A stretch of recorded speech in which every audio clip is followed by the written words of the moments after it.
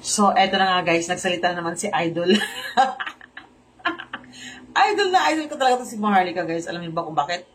Kasi napaka-prangka lahat ng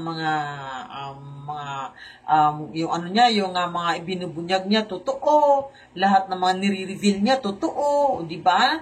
Napatunayan na kasi yan guys eh. Talagang subok ko na talaga na hindi siya fake news. Kasi maalala ko, nauna siya nagkwento patungkol doon sa Chinese na pinutulan ng daliri. Yung teenager na Chinese na lalaki na kinidnap, pinutulan ng daliri. Di ba? Naalala nyo, nagkwento siya. Then after 3 days, binalita sa GMA, yung Chinese na kinidnap daw at nasagip daw ng mga pulis. Di ba? Yun pala, hindi nila nasagip. Yung Chinese na yon, no, fake news. Kaya mas mabuti nang dito tayo manood kay Maharlika kasi hindi po siya fake news. O eto, panoorin natin ng video niya, no? At ang kanyang topic dito ay patungkol nga po sa Ngagba, na nireport na po niya sa Dahig. At so ito guys, panoorin natin ang video ito. So yun po yun. So nireport natin ang Bangag Administration. Patay tayo dyan. Ang pinaka-happy moment sa akin no, sinabi ng officer doon sa embassy, sabi niya, we will forward this to DC, to Washington DC. At sabi ko, panibago na naman forwarding yan. Panibago na naman mga documentation yan. Hindi kabog na sa banga. So yun, kabog sa banga. Sulat ko ito, baka makalimutan ko. Okay. Okay. So ngayon, napoprotektahan kami. So, nireport ko. Ano ba yung nireport ko? Bakit ko nireport? Dahil nga sa pronouncement ng gobyerno ni Bangag na magkoconnect daw sila sa Interpol o tingin ako. So, ginawa ko, nireport ko sila mga kababayan. Paano ko nireport? So, una, pumunta ako doon, actually 3 tao yung nakausap ko, first interview, second interview. So, yung pangalawang interview ay 2 consular officers talaga yung nakausap ko. So, tinanong ako kung anong problema, bakit ganito, bakit ako nasa Dahig? Okay, bakit ako nasa Netherlands? So, sabi ko ng ganon, bilang isang Pilipino na ipinanganak sa Pilipinas at naninirahan na sa Amerika, ganyan, ay gusto kong i-report sa inyo na yung bansa ko kung saan ako ipinanganak ay gusto nila akong huntingin based doon sa pronouncement na available sa media. Sa social media, sa mainstream media. So pinakwento sa akin, like more than an hour kami nagkwentuhan. So pinakwento sa akin ano nangyari. So nagbigay ako ng background, ng konti ng background. Sinabi ko nga na dati kong sinuportahan yung Bangag administration. Then naging kritiko ako. Tapos gumawa sila ng mga fabricated address, fabricated crime against me, enable for the Bangag government na makapag-file sila ng kaso dyan sa Pilipinas para makapag-issue sila ng warrant of arrest. Yan po ang ginawa sa akin ng Bangag. So una, ako ay taga-suporta nila. Then, nung ako ay nag-critic na nila, ginawa nila ng paraan na mag-fabricate ng address para, yun palang kasinungalingan na yun eh. So yun ang mga sinabi ko. At ngayon, sinabi ko na sa Netherlands ako para magpakita ng protect ng pagsuporta sa aming former President Rodrigo Roa Duterte. So sabi ko, do you know what's going on in our country with our former president? Yeah. Tapos sabi niya, alam daw nila. So sabi ko, the reason I'm here, sabi ko, to show support. Sabi ko na gano'n, bilang isang ipinanganak sa Pilipinas at isang Pilipino na naninirahan na, di ba? At citizen na ng Amerika. Ngayon, mga palangga, so ikinuwento ko ng gano'n. So sabi ko, itong NBI director nila at itong Bangag na administrasyon na ito yung sinabi nila do. Sabi ko, available naman yan sa online. So ayan, sinisearch. Habang nag-uusap kami, nagaganyan sila ng actually 3 sila. So ngayon, mga kababayan, mga palangga, kinuwento ko lahat. Sabi ko, kinuwento ko pa na kinasuhan ako ng 4 na libel cases. You know, na civil cases dito sa Amerika, sa California. So, pinapakinggan nila ako. Tapos sabi niya, na-report mo na, tapos yung death threat. Kinuwento ko na may death threat sa akin ang gobyerno ni Bangag. Prior to that pronouncement, na ipapahunting nila ako at sabwat daw sila sa Interpol, sinabi ko na meron na akong, mayroon ng kaso dito sa California, tapos yan nga ako, sabi, at saka yung death threat. Yan nga ako, na-report mo na ba ito sa FBI? Sabi ko, yes. Sabi ko na gano'n, na-report ko na sa FBI California. Sabi niya, sino nakausap mo? Di sinabi ko yung pangalan na nakausap ko. Sabi niya, I know him. O, di ba? Magkasama kami sa ganito, sa ganyan. So, kakilala niya yung FBI. So, gusto ko lang, ang galing talaga natuwa ako dahil yung FBI agent na nakausap ko dito sa California, magkakilala sila nitong consular, I don't know kung anong eksakto niya, basta nasa eksaktong rango nito yung officer sa US Embassy sa The Hague, pero magkakalala sila. Doon pinakakwento niya sa akin. Tapos ngayon, sabi niya, we will forward this to Washington, D.C. So, i-forward namin tong report mo. Sabi niya, kamusta ka ba ngayon? Meron bang sumusunod-sunod ba sa'yo? Meron ka bang nakikita? Kasi, ano ang kailangan mong suporta? Ano kailangan mong assistance sa amin? Ganyan-ganyan. Sabi ko, so far, I'm okay. Sabi niya, alam ba nila kung saan ka, pinapublish mo ba kung saan kang hotel o saan ka nakatira? Sabi ko naman sa kanya, no. Sabi ko na gano'n, hindi ko pinapublish. That's good. Sabi ng consul, ng officer. So, maraming pag pinagkwentuhan tungkol sa kaso. Kinuwento ko si Bangag, sabi ko, alam mo, kasi ako yung nag-expose ng Bangag video. Sabi ko, gano'n. Pero na-forward ko na to sa US. Sa, even forwarded to the White House. Kung ano-ano mga sinabi ko, kung ano yung mga ginawa ko dito.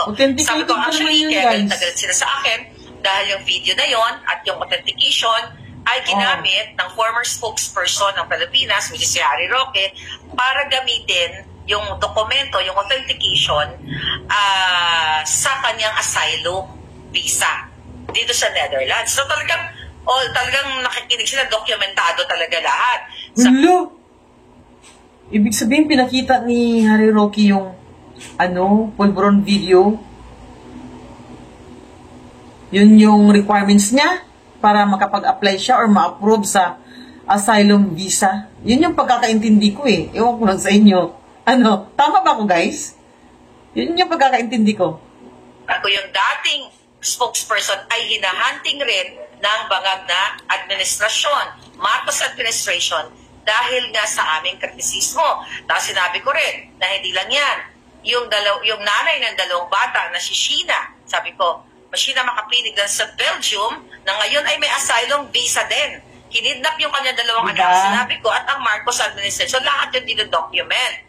So, halos lahat ay kwento ko na. Alam niyo naman talaga ako, talagang non-stop. Sabi ko, ganito ang sitwasyon sa amin, ay sa Pilipinas. Sabi ko, did you see that? Sabi ko, over the news, that the former president, sabi ko na gano'n, kinidnap nitong Bangag administration na ito. Sa nakita daw nila sa news. Pero syempre, hindi naman sila magko-comment. Diba? Nakikinig lang sila. So, yun na nga. Ayun. Dahil, kinuwento ko, talagang ang haba ng chikahan namin.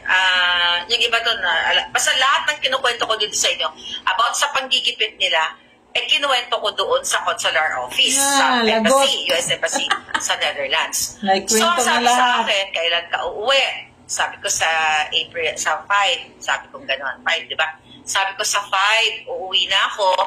Sabi niya, anong assistance mo? Assistance na gusto mo?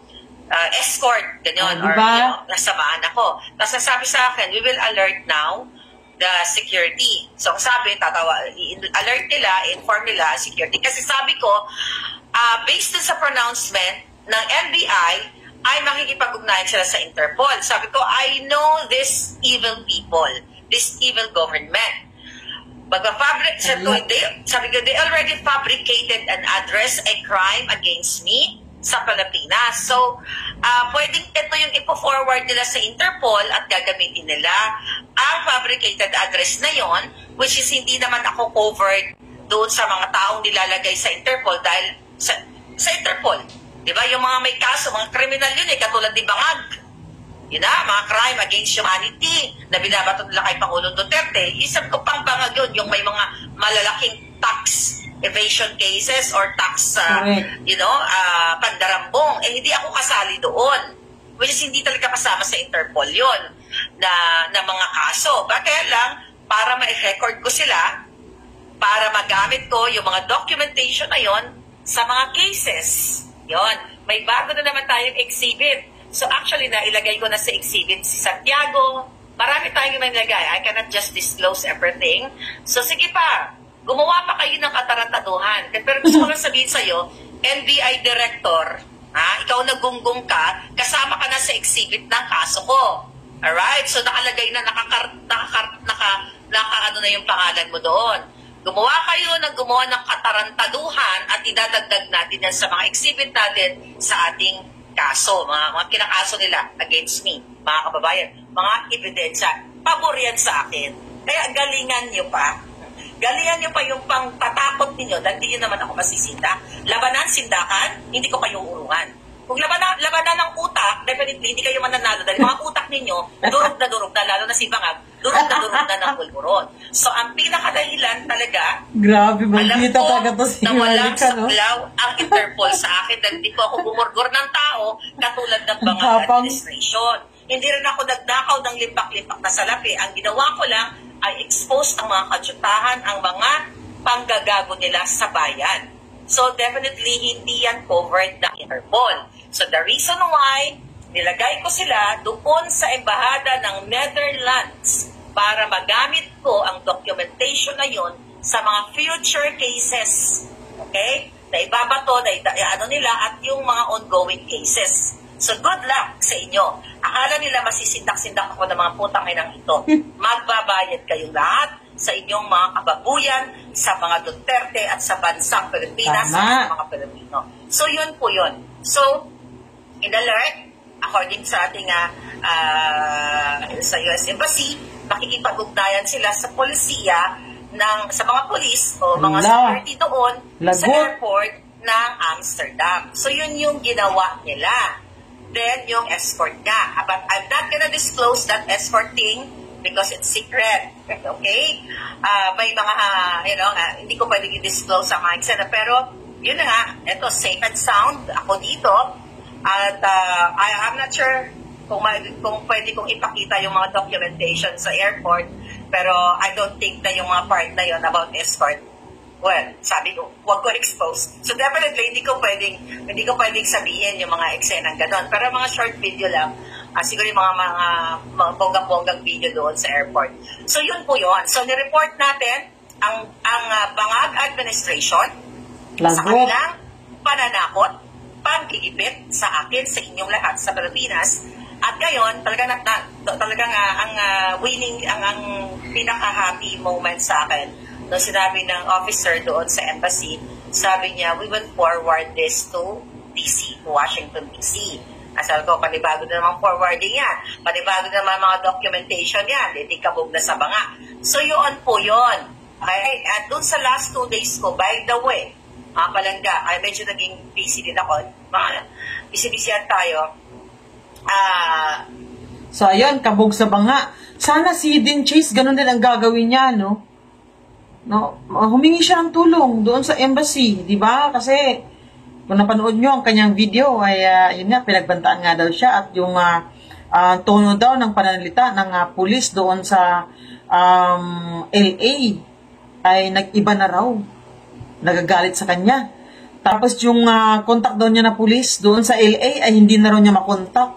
Kaya nag-worried si Dean Chase kung ano na ang nangyari doon sa pulis na yun. Yung pulis, guys, na may contact siya sa loob na kung saan yung taong yun ang nagbibigay sa kanya ng mga documents kaya Madam Lisa at saka audio. O, diba? Pero guys, so ano po masasabi nyo sa video ito? Comment down below lang po.